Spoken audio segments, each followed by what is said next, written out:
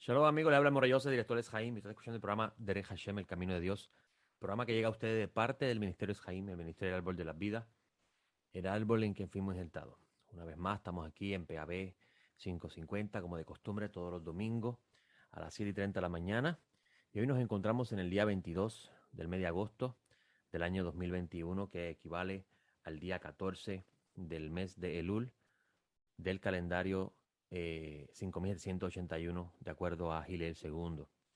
Y antes de comenzar mi comentario en el día de hoy, quiero expresar mi más sincero pésame y apoyo a la gran familia de PAB y a la familia de quien fuera en vida el profesor Elías, quien su aportación en el conocimiento de la historia y las noticias mundiales fue importante, es importante y continuará siendo importante para todas las personas que quieren estar debidamente educados sobre los sucesos del mundo. Así que nos dejó un gran legado. Yo fui partícipe de escuchar sus comentarios en las mañanas y en las tardes y le agradezco al cielo por, por su aportación en este mundo. Ahora le pedimos al Todopoderoso que envíe consuelo y paz a toda la familia en esta etapa de dolor que se encuentran y que puedan ellos continuar viviendo, recordando las etapas bonitas de la vida con este caballero de la noticia. Luego de eso, podemos entonces comenzar con nuestro programa de hoy. Como les dije, el Ministerio Jaime se dedica, o como hemos dicho anteriormente, el Ministerio Jaime se dedica a enseñar la escritura desde su fundamento. Buscamos que las personas que deseen conocer el Mesías de la Biblia puedan conocerlo de acuerdo a los textos. Intentamos conocer la vida y obra de Jesús de Nazaret, Yeshua de Nazaret, cuyo nombre era hebreo, si no lo sabíais, el Mesías, que fue prometido de principio del mundo mediante la palabra revelada, iba a nacer de la casa de David y sería judío de nacimiento. Como dice Pablo de Tarso, descendiente de David según la carne en la carta a los romanos. Y él vivió en un mundo cultural bien diferente al nuestro y de lo que él hablaba era de lo que ya había sido revelado desde el principio, llamando a arrepentimiento y retorno al camino de Dios a esa generación. Por eso es que es sumamente importante que nosotros hagamos el máximo esfuerzo de estudiar las escrituras dentro del contexto y el marco histórico-cultural que fue escrito. Y no solamente el Nuevo Testamento, sino también los escritos conocidos como el Antiguo Testamento, que obviamente esos dos nombres se le dio mucho tiempo después de la desaparición de los apóstoles de este mundo. Los apóstoles nunca llamaron la escritura de la forma que lo conocemos hoy, pero obviamente eso sería otro tema para otro momento. Sí, lo que consideramos importante es que todos hagamos el esfuerzo de comenzar a estudiar la escritura correctamente y así podamos respetar el texto y dejar que sea el mismo texto el que nos revele, nos dé a conocer cuál es el pensamiento divino dado por Dios. Ahora, la historia o la cultura que rodeaba al pueblo de Israel en el momento que estos documentos fueron escritos, es sumamente importante porque si no lo conocemos, entonces podríamos juzgar incorrectamente lo que estamos leyendo. Y la porción de la Torah que estudiamos ayer es un ejemplo de esto. La sección de la Torah que estudiamos ayer se titula Kitzetse, que significa o se traduce como cuando salgas afuera, o cuando salgas, sí, cuando salgas, es lógico. Y se encuentra en Deuteronomio 21:10 y termina en el 25:19. La sesión de los profetas es Isaías 54, 1 al 10. Y en esta sección, Moisés, que todavía está en este discurso final antes de ser llevado a mejor vida, dado que el Eterno no le permitió entrada a la tierra por no haber obedecido el mandato de hablarle a la roca en vez de a golpearla para dar agua, Moisés él está hablando ahora a los israelitas de, obviamente, cuando estén organizados como nación y tengan su ejército en la tierra que van a poseer, cuando salgan a la batalla contra los enemigos y Dios los entregue en sus manos y tomes gente en cautiverio, hay una instrucción que Moisés le va a dar, que le es lícito al soldado israelita de ese entonces, que cuando lo leemos con nuestra mentalidad moderna, nos parecería algo inhumano y incomprensible, porque vivimos en un mundo civilizado bien diferente al momento donde se está dando la revelación. Es importante tener en cuenta que cuando usted lee la escritura, tiene que intentar entender el tiempo donde se está narrando la información, donde se está dando a conocer la revelación, porque se le está hablando a una audiencia, hay una audiencia presente, hay unas personas escuchando lo que Moisés está hablando, y eso que se está hablando, tomándolo en consideración en su tiempo, nos va a dar mejor luz. Y el asunto aquí es este relato que parece un poco inhumano ante nuestros ojos, pero cuando hacemos la comparación de lo que hacían los otros pueblos, podríamos ver luz e intención buena en este precepto. Y vamos a leerlo completo para que ustedes puedan entender a lo que nos estamos refiriendo y entonces exponer la comparación de los pueblos que rodeaban Israel. Incluso aún esa misma conducta lo vemos hoy en día en la milicia cuando invaden a otros pueblos en la guerra, pero eso vamos a discutirlo ya pronto. Dice el versículo 10, cuando salgas a la batalla contra tus enemigos y el Eterno tu Dios los entregue en tu mano y los tome en cautiverio, y entre los cautivos vea una mujer hermosa y te prendes de ella, es decir, que te llama la atención, te apegas a ella y desees tomarla como esposa tuya, la introducirás como mujer tuya, la introducirás en el interior de tu casa, ella rapará su cabeza y se cortará las uñas. Luego se quitará el vestido de su cautiverio, se quedará en tu casa llorando a su padre y a su madre durante un mes. Después podrás allegarte a ella y serás su marido y ella tu mujer. Pero si no te deleitas con ella y la dejarás ir según su propia voluntad, de ningún modo podrás venderla por dinero, ni oprimirla como esclava después de haberla humillado.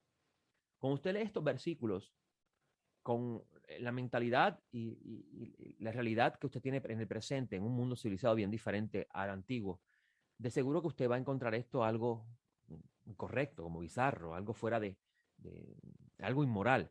Sin embargo, cuando usted compara la forma de proceder de los pueblos que rodeaban al antiguo Israel, usted va a encontrar aquí justicia. Y vamos a hablar de ese asunto. Incluso lo puede comparar en el tiempo moderno en las milicias. Un soldado que sale a la batalla está mucho tiempo sin tener contacto físico de índole sexual con su pareja. Por consiguiente, el deseo carnal es muy fuerte en su interior. Basta buscar la historia de cómo las guerras antiguas, incluso de tiempos presentes, los soldados que vencen en los lugares tienden a violar mujeres. Y no es algo que podemos negar, es una realidad histórica, incluso existe hasta el tiempo presente. Ahora, si lo vamos a comparar con el tiempo en que está siendo dada esta ley, tenemos que mirar esta parte y es sumamente importante. Y es que los pueblos que tenían sus ejércitos invadían las tierras en la guerra y si vencían en la batalla, saqueaban las casas, se llevaban cautivos a personas y los soldados violaban a sus mujeres, a las mujeres que estaban allí presentes, sin ningún tipo de misericordia hacia ellas. Incluso vamos a ver en la historia del pueblo de Israel cómo el imperio babilonio, liderado bajo Nebuchadnezzar, que era el nombre conocido en la escritura, que usted conoce como Nabucodonosor, el profeta anuncia en que ellos serían invadidos, las casas serían saqueadas y las mujeres violadas, porque obviamente iba a venir el invasor. Así que eso ese es el fundamento que debemos conocer para entender el propósito de esta ley. Aquí vamos a ver entonces una diferencia cuando hacemos un contraste entre la conducta de los otros pueblos y lo que el Eterno va a ordenarle a través de Moisés, que cuando lo comparas con la forma de proceder de los otros pueblos vas a encontrar justicia. Pues aquí el Eterno le está diciendo, o mejor dicho, Moisés le está diciendo de parte de Dios, que si dentro de los cautivos, que era parte del mundo militar, encuentras una mujer atractiva que deseas tomarla como tuya, no vas a hacer como hacen los demás. No vas a desbordarte en el deseo sexual sin importar el honor y el valor de esa vida humana, sino que la vas a llevar a tu casa y llevarla a la casa en el tiempo antiguo significaba incluirla en su familia y le iba a dar el tiempo del duelo que ella merecía por haber perdido a su familia, que es lo que dice, es lo que trata de decir el texto cuando dice: la introducirás en el interior de tu casa, ella rapará su cabeza, se cortará las uñas y luego se quitará el vestido de su cautiverio. Es decir, que va a dejarla a ella llorar la ausencia de su hogar y las vidas que se perdieron relacionadas a su entorno familiar. Va a respetar su duelo. Y después de un mes de darle ese espacio a esa mujer, hay un permiso divino. Si todavía deseas tomarla como mujer, lo puedes hacer, pero la vas a convertir en tu esposa. Algo muy diferente a la conducta de de los otros pueblos cuando invadían las otras tierras en las guerras. Cogían y violaban a las mujeres y no las convertían en su esposa, las dejaban con hijos sin padre, a la merced de la vida. Así que vemos, cuando comparamos esta ley, que a nuestros ojos en el pensamiento moderno es algo inmoral, porque obviamente vivimos un mundo civilizado bien diferente. Cuando lo comparamos a la luz de la conducta de los otros pueblos, usted se va a dar cuenta que hay sabiduría y hay justicia divina en este texto. Tanto así que dice Moisés: pero si después que te casas, después que la tomas como mujer tuya, no te deleitas en ella, la vas a dejar ir, no la vas a vender como esclavo. No vas a hacer eso porque la has humillado.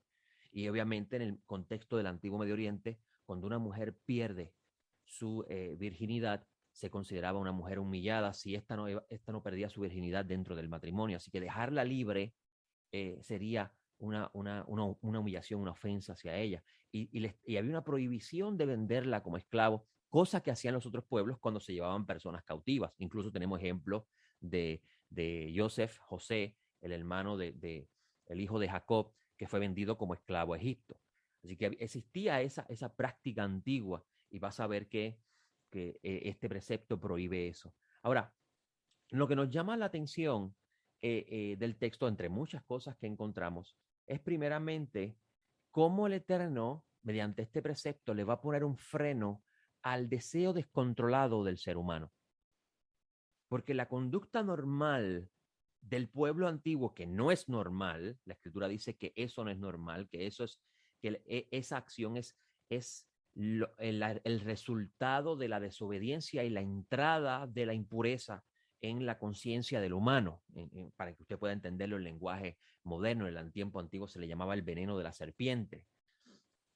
Eso trajo el que la naturaleza inocente y pura del ser humano se perdiese y se activase en él lo que Pablo llama la concupiscencia de la carne, que el humano es dominado por él. Por eso vas a encontrar que Pablo Tarso dice que la ley fue dada por causa de las transgresiones. La ley fue dada para ponerle freno a ese impulso del ser humano y evitar grandes daños como consecuencia de esos impulsos. Y entonces cuando entendemos eso, podemos ver que aquí en este texto hay justicia divina, hay sabiduría. Y ese tiempo de 30 días de espacio que se le da a esta mujer que está sufriendo en dolor, a la misma vez lleva al soldado a frenar su pasión de la carne. Claramente Pablo de Tarso nos enseña que la Torah no logró hacer eso por completo, no porque la ley divina haya fallado, sino porque la deficiencia del ser humano es bien grande y necesita una transformación. Y por eso es que se habla de la restauración de todas las cosas, la renovación del humano, devolviéndole, dándole un cuerpo donde no exista esa idea del veneno de la serpiente en su ser, donde la contaminación y el deseo de la carne sea eliminado, y entonces él vuelva a participar de esa pura inocencia que poseía en un principio, que es lo que busca la escritura transmitir cuando dice que ellos estaban desnudos. Cuando la escritura dice al principio en Génesis que el ser humano estaba desnudo, está queriendo decir que el humano poseía plena inocencia y no había maldad en su forma de ver las cosas. Y entonces, cuando se comienza a vestir para esconderse del Creador porque estaban desnudos, está la Escritura tratando de mostrar en ese lenguaje que habían perdido ese estado inocente. Y eso me trae a la memoria mi experiencia personal. Yo tengo una niña pequeña de 4 años que ella camina por la casa en ocasiones sin ropa y ella está feliz, ella no ve maldad en esa acción de ella. Y yo le digo a mi esposa, eso es lo que significa la enseñanza del maestro. Hay que hacer como un niño, hay que volver a tener la inocencia. No significa que ahora andemos desnudos en las calles, eso no es el sentido. Esa esencia natural que poseíamos en un principio, donde no había maldad en nuestras acciones y por consiguiente todo lo que hacíamos no causaba daño porque no había una intención maligna en ella. Y eso es lo que busca la ley divina, frenar eso, donde Pablo Tarso dice que no es que haya sido fallado la Torá, sino que la situación del humano es bien grave y por eso es que es necesario una transformación. Ahora, en esta porción vemos algo también muy interesante, cómo el desenfreno del ser humano, cómo el humano, si no frena sus pasiones, puede traer a su vida consecuencias difíciles a tales grados que podría llevar incluso hasta que se pierda la vida de una persona muy querida en la familia. Y es que cuando miramos el orden de la lectura de esta porción, vamos a ver que primero se habla de este caso, inmediatamente se habla de dos mujeres, una amada y otra no amada, donde la no amada se da por entendida que es la que se deja ir porque no se encontró deleite en ella, y ambas tienen hijos, donde existe un precepto que se le debe dar más atención al entregarle mayor herencia al hijo de la nomada porque es el primogénito. Y ahí vemos una idea bien interesante entre la escritura, la importancia de entender de cómo nuestras decisiones, dejándonos llevar por eso que ven nuestros ojos o nuestros oídos escuchan, por decirlo así, puede traer con nosotros a la misma vez unas responsabilidades mayores que si no las atendemos, pueden traer resultados nefastos a la vida de nuestra familia. Pues claramente vemos más adelante que el texto habla de un padre y una madre que tienen un hijo rebelde, donde el texto daría a entender que ese rebelde es el producto de la no amada, donde dice el texto que si el hijo es un rebelde deben llevarlo a las autoridades y las autoridades lo van a enjuiciar, y en el contexto del mundo antiguo el resultado del juicio era la muerte de la persona que era el delincuente. Entonces vemos cómo en esta lectura, cuando prestamos atención al orden y vemos la idea que el cielo quiere transmitir a través de este lenguaje antiguo, porque obviamente el antiguo israelita era el que escuchaba estas leyes, vemos sabiduría detrás de esto y nos invita a nosotros a reflexionar y a pensar realmente, a pensar constantemente en la causa de nuestras acciones y el efecto que trae ello. ¿Con qué intención hacemos lo que hacemos? Tenemos que tener en cuenta que todo lo que hagamos tendrá resultados, y si no lo hacemos correctamente, los resultados van a ser bien, bien difíciles en la vida más adelante. Por eso es que Pablo Tarso habla mucho de la importancia de controlar los deseos de la carne, porque obviamente si le damos rienda suelta a esto, ocurrirían cosas desastrosas. Incluso hay una carta de Pablo Tarso en Primera de Corintios, capítulo 6, donde Pablo Tarso enseña: todo me es lícito, mas no todo me conviene. Eso se encuentra en Primera de Corintios, capítulo 6. Y yo quiero que ustedes vean, capítulo 6, versículo 12, yo quiero que ustedes vean, que comparen este versículo de Pablo, que lo voy a leer. Dice: todas las cosas me son lícitas, pero no todas convienen. Todas las cosas me son lícitas, pero no me dejaré dominar por ninguna de ellas. Y ese versículo es bien interesante cuando lo comparamos con lo que acabamos de leer, porque vemos que Moisés le está dando permiso al soldado israelita de tomar entre los cautivos una mujer hermosa para él. Tiene ese permiso, pero necesariamente ese permiso, lo que le es lícito, le va a convenir en un futuro. El hecho de que tenga yo permiso para hacer algo no significa necesariamente que sería beneficioso para mí en la vida más adelante. Y esta parte de la porción, cuando comparamos el texto de Pablo de Tarso, es muy, muy interesante. Pues claramente, cuando lo comparamos, nos da mucha luz. En esta porción también de la Torá, Moisés habla de cómo si una persona iba a ser colgado en un árbol por sentencia de muerte, la forma antigua de ejecutar el juicio sobre un acto delictivo, eh, dice que no se debe dejar ese cadáver pasar la noche allí, algo que hacían los otros pueblos. Pues consideraban esa vida que sin valor alguno, ese cuerpo no tenía valor alguno y lo dejaban allí colgando y que se lo comieran las aves del cielo. En el precepto que se le da al pueblo de Israel, no se permite eso, sino que hay que bajarlo y enterrarlo. No se, ya se ejecutó el juicio, ahora hay que enterrarlo. Y nosotros podíamos, vuelvo a repito lo mismo, podíamos encontrar estas leyes como que correctas ante nuestros ojos, pero no lo son cuando analizamos su lectura simple en el contexto del tiempo de que se está hablando. Ahora, cuando extraemos la idea, vemos que aún en un mundo bien diferente al nuestro, el Eterno está trayendo valor en el proceder de las cosas y cambiando la forma en que los humanos hacían las cosas. Ahora, esto me lleva vamos a hacer la lectura para entonces comentar algo sobre los escritos nazarenos. Dice el versículo 22, cuando algún hombre haya incurrido en sentencia de muerte y en efecto haya muerto y lo cuelgas de un árbol, su cadáver no pasará la noche en el árbol, sin falta lo enterrarás el mismo día. Porque maldito por Elohim es el colgado y no has de contaminar la tierra que el Eterno tu Dios te da en posesión. Ahora, mire qué interesante. Aquí se está hablando de un colgado. Y esto nos lleva a hablar de la muerte de nuestro Señor Yeshua el Mesías. Yeshua el Mesías no fue colgado en un árbol, que era la forma de lo que se estaba hablando aquí. Yeshua fue empalado en un madero en forma de cruz. No se llamaba una cruz, era un madero en forma de cruz. Y los romanos tenían esta práctica.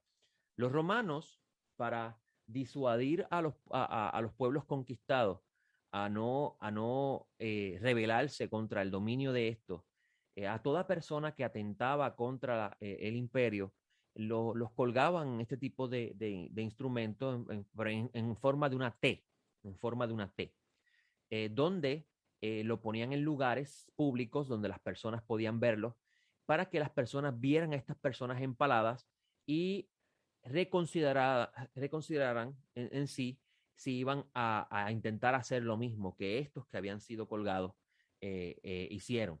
Y eso es muy importante tenerlo en cuenta, ¿ok?